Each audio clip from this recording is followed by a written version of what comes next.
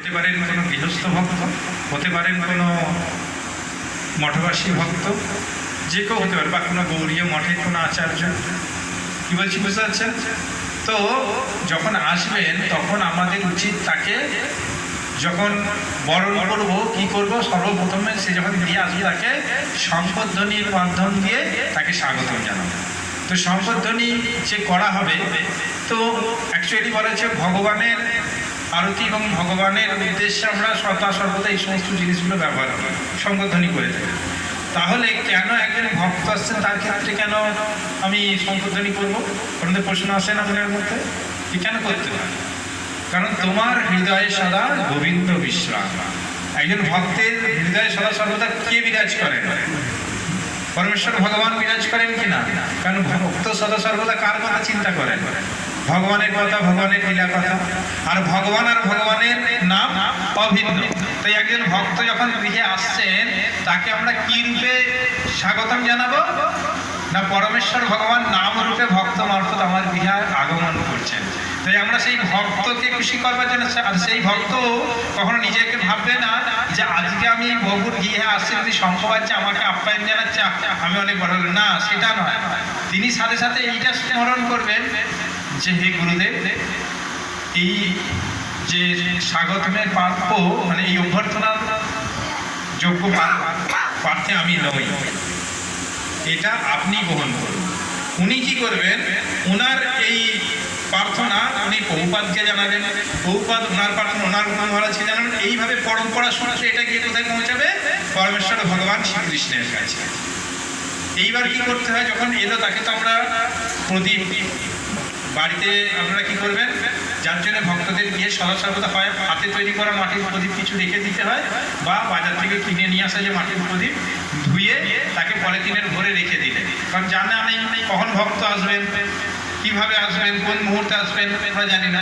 ভক্ত এসে গেল, তাকে শঙ্খধ্বনি করে গৃহে আগমন করালাম, তাকে বসতে দিলাম। আমার ঘরে হতে পারে কোনো ফুলের মালা নেই, ভগবানকে দেওয়া ফুলের মালা নেই। এবার হয়তো আপনি একটাই মালার কাছে প্রার্থনা করে সেই মালা, প্রসাদী মালা নিয়ে এসে তাকে প্রার্থনা জানা যায়। কারণ ভগবান এতে বেশি খুশি হন। ভগবান হচ্ছেন ভক্তের কাঙাল, উনি ভক্ত বড় ভালোবাসেন। কারণ ওনাকে সদা সর্বদা কে হৃদয়ে বিরাজ করেন? ওনার ভক্ত। ভগবান ভক্তের জন্য সব কিছু করতে পারে। আমরা আপনার প্রণাম মন্ত্রে বলছি না, হে কৃষ্ণ করুণা সিন্ধু দীনবন্ধু দিন কারা। ভক্তই একমাত্র নিজেকে দিনহীন বলে বিচার করেন। আর জাগতিক মানুষ কি করেন? আমি সর্বেসর্বা, যা করছি আমি করছি, এটা আমার। তারা অহংকার প্রকাশ করে না, কিন্তু ভক্ত জানে যে আমার মালিক উনি, আমি হলাম দাস। তাই তো মহাপ্রভু আমাদের শিক্ষা দিচ্ছেন না, তৃণাদপি শুনিছেন তরোরপি সহিষ্ণু নামানিনা মানদেন কীর্তনীয় সদা হরি। তাই তো? তাই আমাদের কিন্তু সেইভাবে অভ্যর্থনা জানাতে হবে। এবার ধরুন সকলকে মালা পরানো রয়েছে আদর্শ বেদিতে, রাধা মাধব পঞ্চদত্ত জগন্নাথ বলদেব নৃসিংহদেব তুলসী মহারানী সবাইকে মালা পরানো রয়েছে। হয়তো চরণে তো কোনো মালা দেওয়া নেই, তাহলে ভক্ত এসছেন তাকে কোন মালাটা দেবো? প্রশ্ন আসে না? তখন কি করতে হবে? তুলসী মহারানীর কাছে যে মালাটা রয়েছে সেই মালাটা নিয়ে এসে ভক্তের দিয়ে গলায় গলায়। কারণ তুলসী কৃষ্ণ প্রেয়সী, তাহলে একাধারে ভগবানের প্রসাদী মালা আমরা তুলসী মহারানীকে দিয়েছি, আর তুলসী মহারানীর কৃপা তার সাথে মিশ্রিত হয়েছে। ভগবানের প্রেম এবং তুলসী মহারানীর কৃপা দুটি একসাথে মিশ্রিত হয়েছে। মানে ভগবানের কৃপা তো আমি পাচ্ছি, সঙ্গে তুলসী মহারানী আরো তাতে পার্সেন্টেজ যোগ করছে যে আরো ভালোভাবে তুমি গ্রহণ করো। তাহলে ভক্তকে যখন আমি সেইটা দেবো, তাহলে ভক্ত কি করবে? সাথে সাথে নিজে এরকম ভাববে যে এটা তো প্রাপ্য আমি না, এটা আমার গুরুদেবের প্রাপ্য। তোমার গুরুদেব গ্রহণ করছেন, হয়তো আমি পড়াচ্ছি তাকে, কিন্তু গ্রহণ করছে কে? গুরুদেবকে। সে কিন্তু মানুষে তাকে অর্পণ করছেন। এইভাবে পরম্পরা ধারায় আমরা যা কিছুই করি না কেন, সেটা কিন্তু পরম্পরা ধারায় গিয়ে পৌঁছাচ্ছি কোথায়? পরমেশ্বর ভগবান শ্রীকৃষ্ণের কাছে। আর আমরা যদি মনে করি যে না এই সম্মানটা আমার, ভক্ত আমাকে সম্মান করছেন, তৎক্ষণাৎ কিন্তু আমাদের ভক্তিপথে ডিমোশন। তাই দেখবেন পদ্মনেত্র প্রভু বলেন না, লাভ আশা প্রতিষ্ঠা শুকরেরও বিষ্ঠা। বিষ্ঠা মানে কি? নোংরা জিনিস মলকে বলা হয়। তো তো সেই রকম আমরা যখনই নিজেদের লাভ আসে এবং প্রতিষ্ঠার উদ্দেশ্যে আমরা এই সমস্ত কিছু করব, তখন কিন্তু কি হবে, আমরা সেই বিষটা সমতুল্য হয়ে যাবে। তখন আর আমাদের মধ্যে ভগবানের যে কৃপাটা, প্রেমটা যেটা পাচ্ছিলাম, যেটার উপর ভর করে আমরা প্রচার করছিলাম, সেইটা কিন্তু আস্তে আস্তে আমাদের কাছে খর্ব হতে থাকে, কমতে থাকে। বুঝে গেল? তাই ভক্তদের অভ্যর্থনা সেইভাবে। এবার ধরুন আপনি বলেন যে বহু ভক্তকে তো এলাম আমি এইভাবে অভ্যর্থনা দিলাম, আমার ঘর তো মালাও নেই, তাহলে কি করবো? ভগবানের চরণে তুলসী আছে, তো ভগবানের চরণে আপনি পুষ্প দিয়েছেন, হতে পারে সেটা শুকিয়ে গেছে, এই গরমের তাপে শুকিয়ে পাপড় হয়ে গেছে, সেইটাই দিন ভক্ত যে প্রভু মালা তো নেই, এই চরণে পুষ্প রাখলাম, সাথে সাথে তিনি নিয়ে প্রেম ভরে ভগবানের চরণে সেই ঘ্রাণ গ্রহণ করবেন, তাই তো? কারণ আমাদের পঞ্চ ইন্দ্রিয়কে ভগবানের সেবায় লাগাতে হবে। চক্ষুকে আমরা কিভাবে লাগাবো, কানকে কিভাবে লাগাবো, নাককে কিভাবে লাগাবো, মুখকে কিভাবে লাগাবো আমরা জানি। তাহলে সেইভাবে উনি কি করবেন, ঘ্রাণেন্দ্রিয়ের মাধ্যম দিয়ে কৃষ্ণ ভগবানের চরণের গন্ধ উনি গ্রহণ করবেন হৃদয়ে, তার সাথে সাথে ওনার হৃদয় নির্মল হবে, কৃষ্ণ প্রেম জাগরিত হবে। আর যখন ভক্তের গিয়ে মনের মধ্যে কৃষ্ণ প্রেম আসবে, তখন ভক্ত কি হবে, এই সমস্ত যখন আপনার আচরণ দেখবে, সাথে সাথে সে কিন্তু খুশিতে উদ্বেল হয়ে উঠবে, তখন সে কৃষ্ণ সম্বন্ধীয় কিছু শিক্ষা আপনাকে প্রদান করবে। তো এটাই হচ্ছে আপনার লাভ। একজন ভক্ত গৃহে আসা মানে তার কাছ থেকে কৃষ্ণ সম্বন্ধীয় কিছু শিক্ষা আপনি যখনই গ্রহণ করবেন, সেটাই হবে আপনার সব থেকে অধিক প্রাপ্য, তাই না? তো এইভাবে ভক্তদেরকে আপ্যায়ন করবেন। আর কখনো এটা ভাববেন না যে আচ্ছা আমার গৃহে তো কিছু নেই, তাহলে আমি কিভাবে ভক্তের আপ্যায়ন করব। তখন শিবাস পণ্ডিতের কথা চিন্তা করবেন। শিবাস পণ্ডিতের গিয়ে যখন মহাপ্রভু এসেছিলেন, গৃহে কি ছিল, মালিনী দেবী গিয়ে বলছেন, স্বামী আজকে তুমি যে প্রভুকে ভোগ নিবেদন করবে, আমার গৃহে তো অন্ন ছাড়া আর তো কিছু নেই।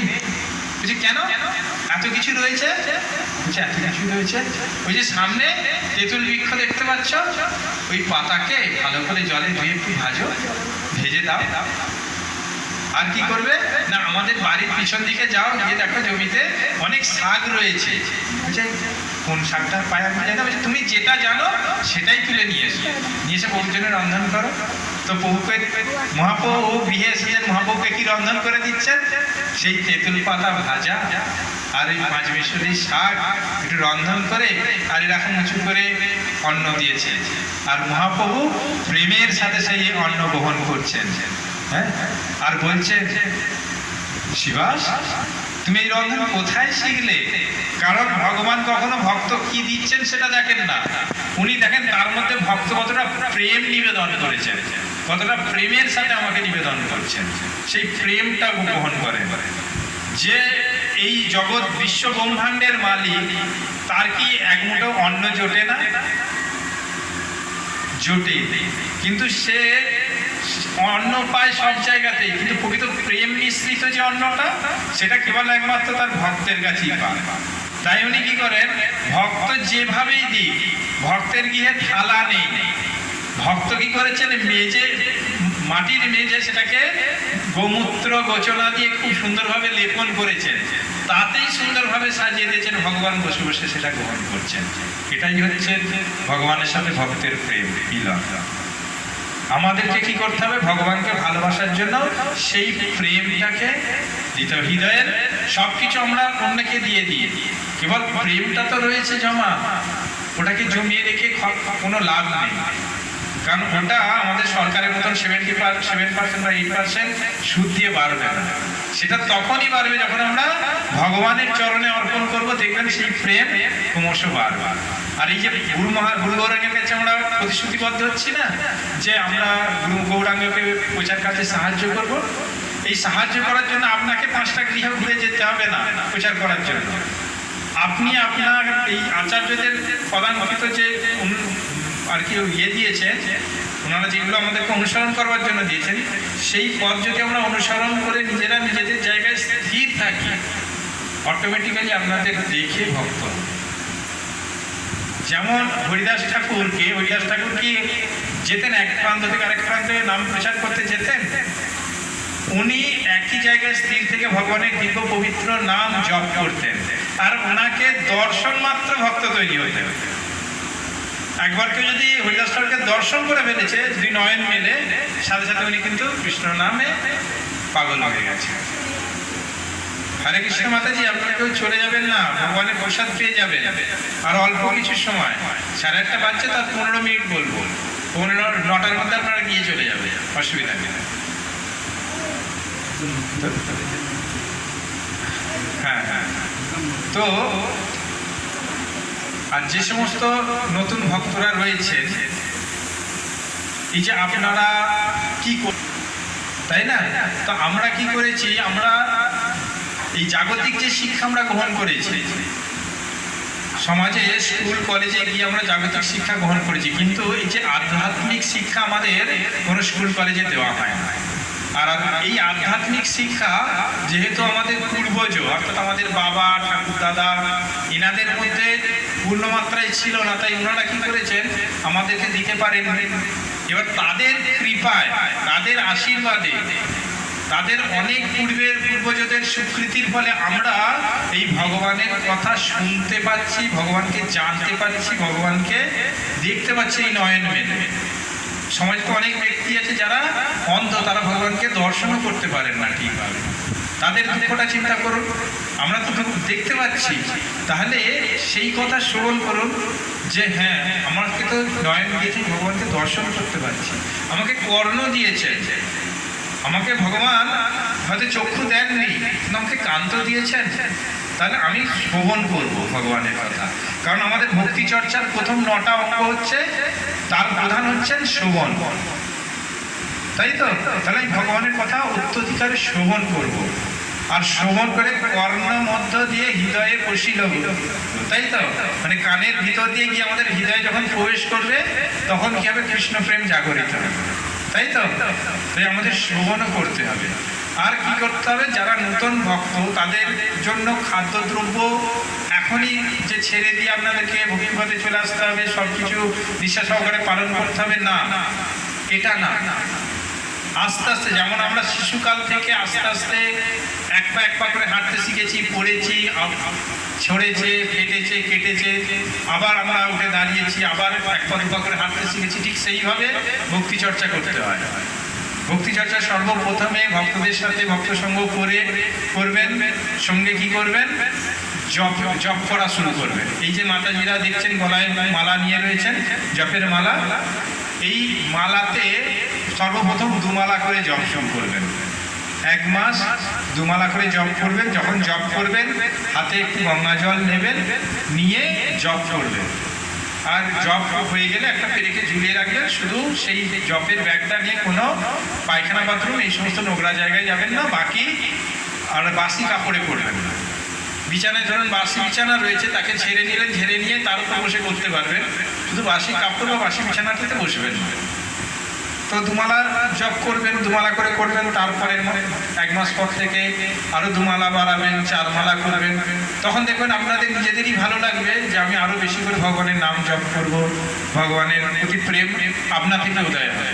আর আস্তে আস্তে তখনই আপনার যে খাদ্যদ্রব্যগুলো যেগুলো আপনি এখন গ্রহণ করছেন, দেখবেন সেইগুলোর প্রতি আপনার বিতৃষ্ণা আসবে। কারণ আজকে আমি দেখছিলাম ইউটিউবে একজন সায়েন্টিস্ট, উনি মানে দিচ্ছেন WHO-র যে বিজ্ঞানী আর কি, আর আমি দেখিনি কোনোদিন ওই WHO-র কোনো বিজ্ঞানী মানে আমাদের এই সাত্বিক আহারের উপর জোর দিয়ে কোনো কিছু বলছেন। তো আজকে আমি একটা ভিডিও দেখলাম, তো সেখানে বলছেন যে আমরা শাস্ত্র তো কোনোদিন অধ্যয়ন করি না, আর আমাদের নিজেদের শারীরিক গঠন প্রণালী অনুযায়ী আমরা কোনোদিন খাদ্য বিচার করি না যে হ্যাঁ আমাদের কোন খাদ্যটা আমাদের আর কোনটা আমাদের নয়।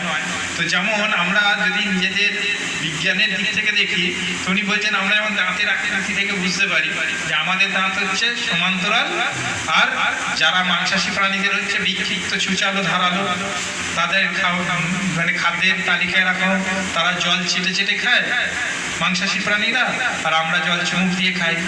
আর আমাদের যে খাদ্যনালীও এরকম, আমাদের পৌষ্টিকতন্ত্র যেখানে গিয়ে খাদ্য জমা হচ্ছে সেইখান থেকে পায়ু পর্যন্ত মাংসাশী প্রাণীদের যে পৌষ্টিকতন্ত্র মানে যে নালী, সেই নালীর দূরত্ব হচ্ছে 3 থেকে 7 ফুট। আর আমাদের মনুষ্য যে সমস্ত ভেজিটেরিয়ান রয়েছেন, শাকসবজি আহারকারী যে সমস্ত প্রাণী রয়েছে, তাদের প্রত্যেকের হচ্ছে 25 থেকে 30 ফুট, আমাদের মনুষ্যের হচ্ছে 30 ফুট। এই যে পেটের মধ্যে দেবেন পেঁচিয়ে পেঁচিয়ে, কারণ তাকে সেই সুষ্ঠুভাবে হজম করে তাকে পায়ু পর্যন্ত পৌঁছে দেওয়ার জন্য, বুঝে গেল। আর আর হিংস্র প্রাণীদের কি, তাদের গ্রহণ করা এবং সাথে সাথে তাকে শরীর থেকে নিষ্কাশন করবার জন্য অল্প সংখ্যক জায়গা দেওয়া হয়েছে, কারণ ওই বস্তুটা যত বেশি সময় আমাদের শরীরে থাকবে তত আমাদের বেশি ক্ষতি করবে।